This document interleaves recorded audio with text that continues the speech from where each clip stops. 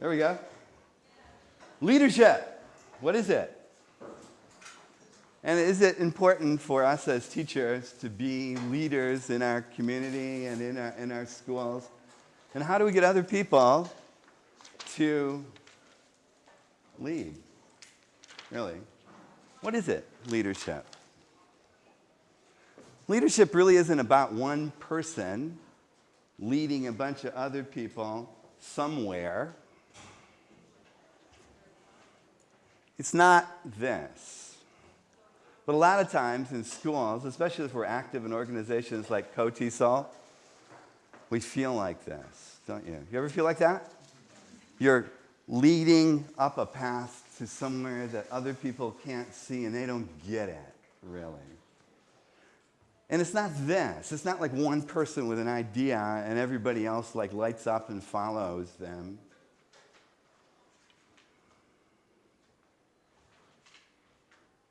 You're not alone. You're not alone as an educator. There's a world of people out there, even if you live somewhere in the middle of nowhere like me. So community is what I really want to talk about today and think about. Community. Who is your community? I mean, is your community the people right around you in the center? And how far out does your community stretch? There's these circles, and the circles are you, your family, your neighborhood, your community, your city, your school, all the way out. Who's your community? Okay, Alice is coming around with some paper for you, and I'm going to ask you 5 difficult questions. And here's the first one, right here. I don't want your name. Well, later I'd like your name. I'd like you to think about this question seriously. Who are you today? Who are you? Who do you think of yourself as? Are you, like for example, me. I'm a teacher. I'm an employee. I'm a father. I'm a friend. Who are you? And write down your answer honestly. I'm a slave to my company. Who are you? A couple of words.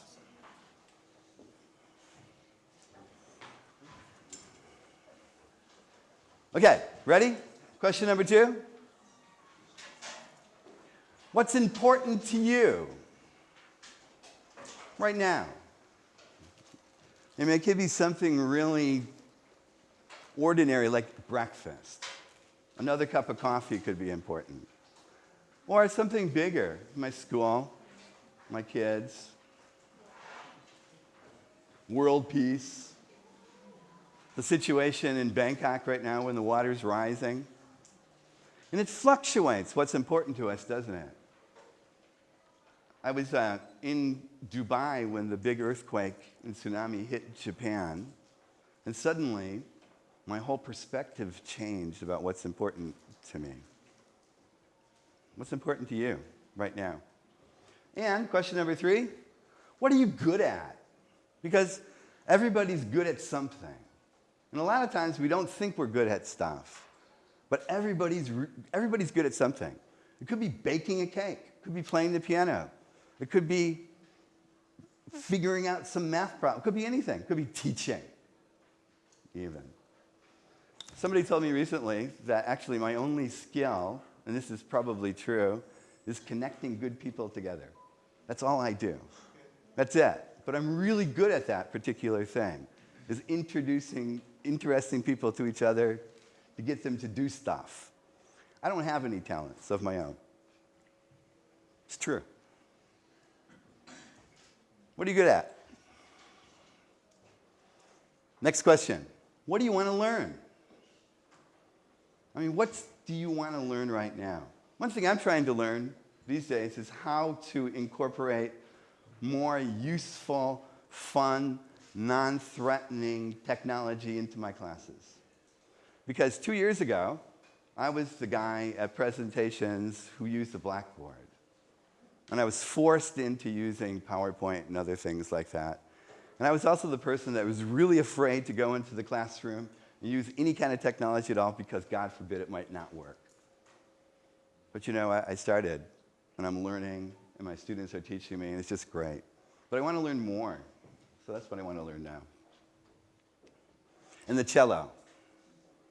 I have a cello, and I want to learn how to play it. Okay. And right, last question. Was that 5 or 6? 5. Okay. This is 5? Yeah. You have 4. All right, this is the last one. Who is your community? When you think of community, who is that? It could be your family, it could be the school, it could be your neighborhood, it could be the community of international educators around the world, it could be your KOTESOL colleagues, it could be the people staying in the same hotel as you. Okay, I'd like you to look around the room. Just look at the people around the room. Look at them.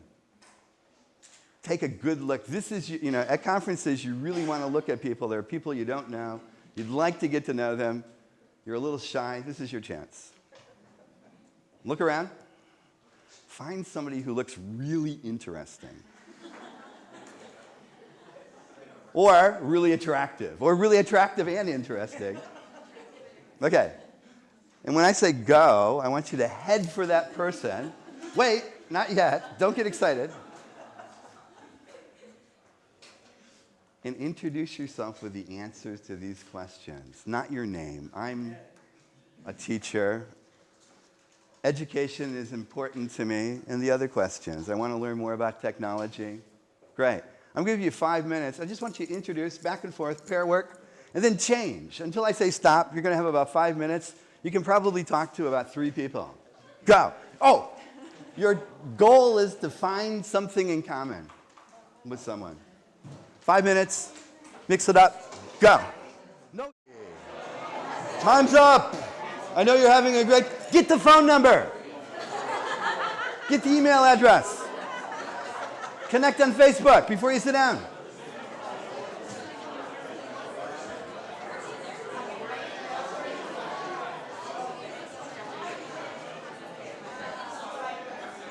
Okay.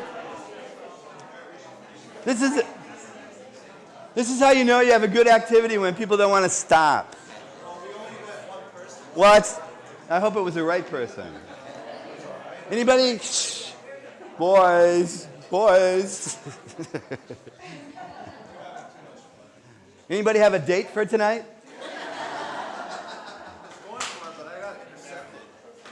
Intercepted. If the activity had gone on 2 more minutes, it would have worked out. Who's my community? Right now, you are. You're my community. We've just formed a community together. And if we had some more time, we could really figure out some common interests, some things that we'd like to learn to do. And I hope you follow up on the connection you just made. But community is always fluctuating, isn't it? I want to show you one of my communities. These are my colleagues at Chuba University. And they're all really nice human beings. And how many of them are there? How many can you count? 10, including me?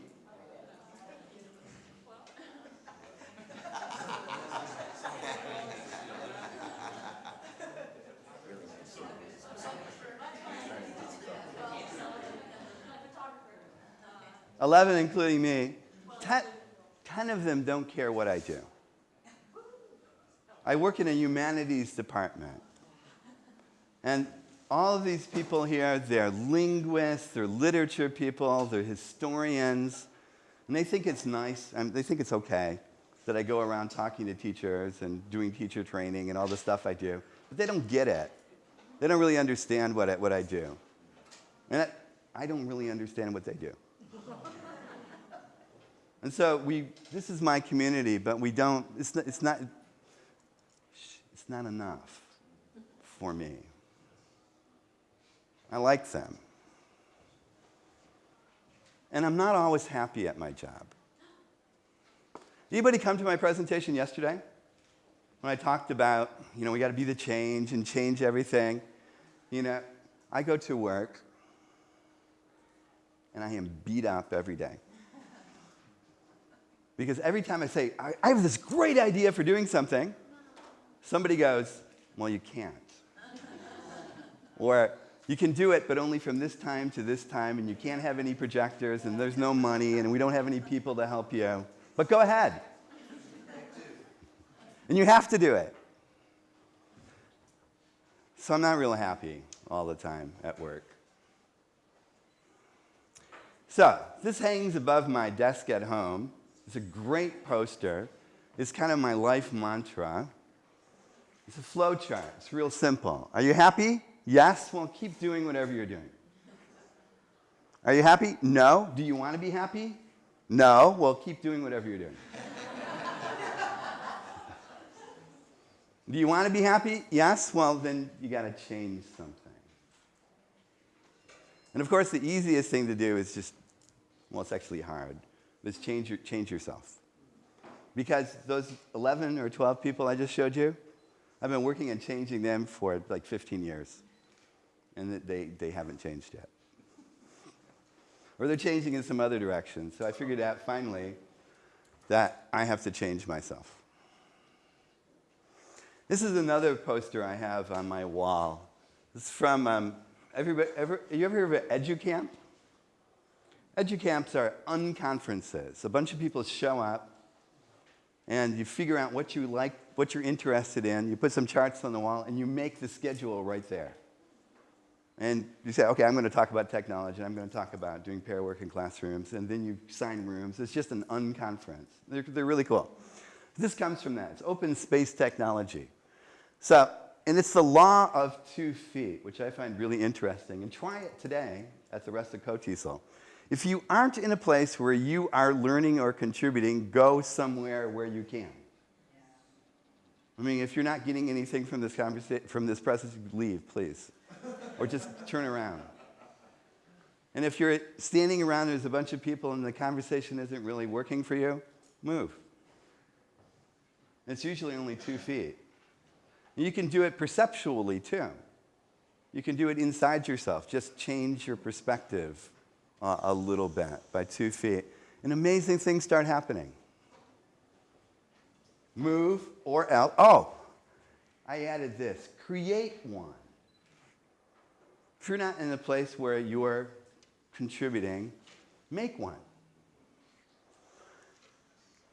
There's a bunch of my friends in Japan. They all did the Birmingham master's degree together. Anybody doing the Birmingham degree or done it? Well, they had such a great time collaborating together and working on projects and stuff. When it was over, they felt kind of sad that they graduated. But then they realized we can still do it. So they formed this group, MASH collaboration, called it's Meet, Ask, Share, Help. It's about 12 people. There's the address, or you can just Google MASH collaboration and find them. They want to help other people get into academic publishing. And I'm not an academic. I took their academic publishing course, and it's just fabulous, really. And they put on conferences, they do amazing things. They formed a community where there wasn't one. And they became real role models for me. And one of those people is a guy named Stephen Herder, who you may have heard of, or not, but you will one day. Stephen Herder's line is, anything I can do, we can do better. Anything I can do, we can do better. And this is absolutely true. If you get some people together working on something, better things are going to happen than if you do it by yourself. This is one of my mantras from him that I keep repeating all over the place. And he also says this: collaboration provides just the right amount of pressure to get things done. Just the right amount of pressure. Because, it doesn't matter whether it's a personal goal or a professional goal. You say, I'm going to lose those 3 kilos. You do it by yourself, it's probably not going to happen. But you get people working with you and joining, it's more likely to happen. A little pressure. And work, too. So last year, for example, we all decided to write a paper together. I didn't make it. They did. But the collaboration really works. And right now, I'm writing a book with Stephen Herder and some others, and there's a lot of pressure. Like, Chuck, you have it done? I do now. So there's a community, and then I started building one on Facebook and Twitter. And these are some of the people in my community, and you'll see their faces come up several times because they're people that keep coming back to me. And I've never met most of these people, never, but I work with them. I collaborate with them. And the faces come up again and again because they go, Chuck, they come back and go, Chuck, what are we going to do next? Or I got this idea, you know, somebody who wants to work on the same thing? Who's on Twitter? Get yourself on Twitter. On Facebook? Facebook works. Twitter's better. Your community is full of leaders waiting to be asked to step forward. This is from Bob Stilgar, who's a community activist in the United States. Bob Stilgar. I heard him say this at a TED conference a couple of years ago, and it just really started to resonate with me. Because we often feel like we need to do things ourselves. Like, you know, some of us, like me, are control freaks. And we think that sometimes, I'll confess that other people can't do it like I can do it. And we hesitate to ask people. But I'm finding is more and more that if I step back and say, hey, you know, you're really good at, could you help me with that? And then people go, yeah. People step forward and leadership starts to happen. Because leadership isn't about one person leading, it's about a bunch of people I don't have any sleeves today, but rolling up their sleeves to get stuff done. That's what it is. It's not a person. So, I live in the middle of nowhere. And I'd like to show you a bit of that right now with this little video and why it was necessary for me to create a community. Who's your community? I heard my friend Bob Stilgar once say, the community is full of leaders waiting to be asked to step forward. I thought a lot about this, and I've seen ITDI is the International Teacher Development Institute that we're launching this month. caring practice these past years. Here's one reason why I've become so interested in community building. I live in the middle of nowhere, in a very rural area of Japan. I'll take a walk while you're watching me take a walk. But except for a few colleagues at the university where I teach, there's no one to talk to about what I'm most passionate about, education. That's why Twitter and Facebook have become such powerful tools for me. I've used them to build a wonderful network of colleagues around the world. People like me with a passion for education and learning. People who push you. There's nobody there. I have no neighbors. Here, but they are with me in such a part of what I do and who I am. Stephen Herder is one of those people. And he asked me once, what are you going to do with those thousands of teachers on your Facebook page, Chuck? Teachers hungry for professional development. Teachers being... There's nobody around, except this guy. What can we do to bring these people into the professional community? I've been thinking about that for a long time and have some questions too.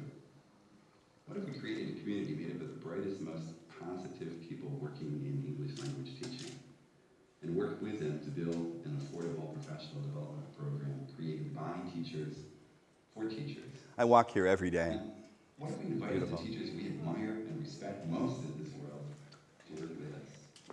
What if we built an online community where all teachers would be welcome to learn with us all, not from us? Over time, those questions became answers as we shared and discussed with others. They became ITDI, the International Teacher Development Institute. It's a fancy name for a simple idea: build a community of teachers who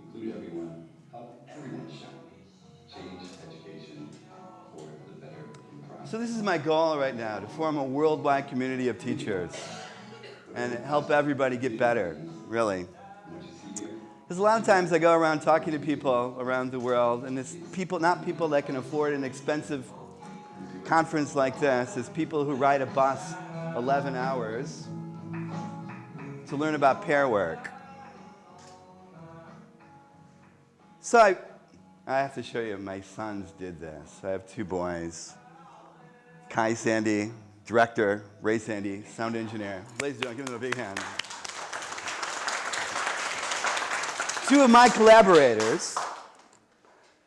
So, when a bunch of us have this idea several years ago, and these people include Stephen Herder, Barbara Hoskins Sakamoto, Scott Thornberry, Adrian Duff, a lot of great people. And it's not that we want people to learn from us, we want people to learn with them. We want to form a community. So we thought, who are the really great non-native teachers around the world that we know from Twitter and Facebook? We started to make a list, and there's just hundreds of them, actually thousands of them. Somehow, we identified 20 of them. And we said, we're making this community. We don't have any money. We can't give you anything. But we love what you do, and we'd love to work with you. Will you join us? And every single person said yes.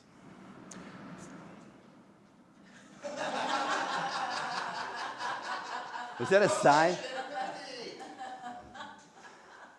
Vladimir from Slovakia, Anna from Poland, Miguel from Argentina, Anna from Russia, Marcia from Brazil, Marco Brazil, oddly enough, from the Philippines, Ozg and Isol from Turkey, Naomi from Israel, Arjana from Croatia, Vicky, now in Switzerland, but in Greece, Miss Noor. We've never seen her face, actually. This is her avatar, but she does amazing things. She's from Jordan. Vicky Samuel in Argentina, Greece, Mari from Japan, Yitza from Indonesia, Chu is now in Spain, Cecilia from Brazil, and Henrik and Oprian. We're looking for a Korean teacher. Let us know if you'd like to work with us. But the point is, we just built this community. I've just finished writing a book, actually a book called English for Teachers, to help non-native teachers work better at what they do. Because non-native teachers really can't aspire to be native speakers, but they can aspire to be great teachers like these people. They can aspire to be great teachers like you, really. So we identified these people, we formed a community, and we built one. The problem was we felt that, if you saw my cycle of failure yesterday, cycle of failure is people who are trapped in this feeling of having low confidence. Because they have low confidence, they feel unmotivated. And then they feel like they have no ability. And I started to think about this with students. But then I realized teachers are like this too. And often the non-native teachers as well. And foreign employees in national companies, they're like, I just got to teach these classes and nobody really cares about me. But here's another maxim for you to take away and tweet if you want to. This also comes from Bob Stilgar. Whatever the problem, community is the answer. So how do we work with teachers who have this low self-confidence? Not you, of course. How can we do that? What can we do? Well, we can build a community and just invite, come on. Join with us. Let's work together. You're great. And the word again, and it works for teachers too, is this. Surprise. And that's a word I'd like you to remember, because you'll see more of it. Surprise. Hey, you want to work with us? Because we think you're cool. And then praise. Yeah, come on. Praise. You're great. You're doing a good job. We love what you're doing. Do some more of it. So praise. Whatever the problem, community is the answer. Because we want to change stuff, really. We want to make education better. And we get overwhelmed. Like, how do we solve these huge problems in education? I mean, you read in the paper every day about these test scores going down, or test scores going up, or teachers doing that, or kids doing this, or the curriculum's all messed up. You can't solve that stuff. You can talk about it forever. But if you start looking at one person, one school, one community, you can fix stuff. You can make stuff different and make it better. It happens. I've seen it happen again and again and again and again. There's the last words. At a time. It's a cliche, isn't it, really? To be the change. We have to be the change that we really want to see in the world.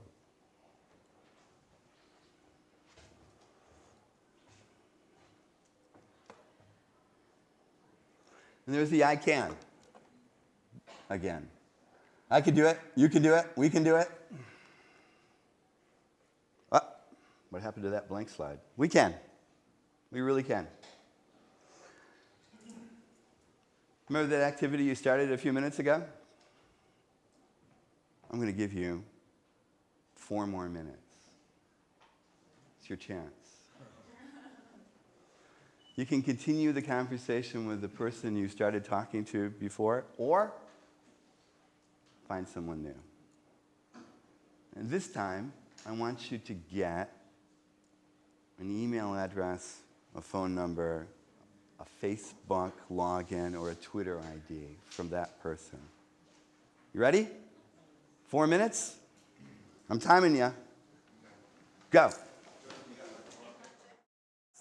The next step, of course, follow up. Because this is the hardest thing to do after conferences is like a month from now, you'll be going through your pocket going, what's this? Who's that? Just take a minute when you get home tonight or later today and goes, it was great to meet you. Let's stay in touch. Or connect on Facebook or Twitter. And who knows? Maybe you'll find some projects to collaborate on. And I really think we must do stuff like this.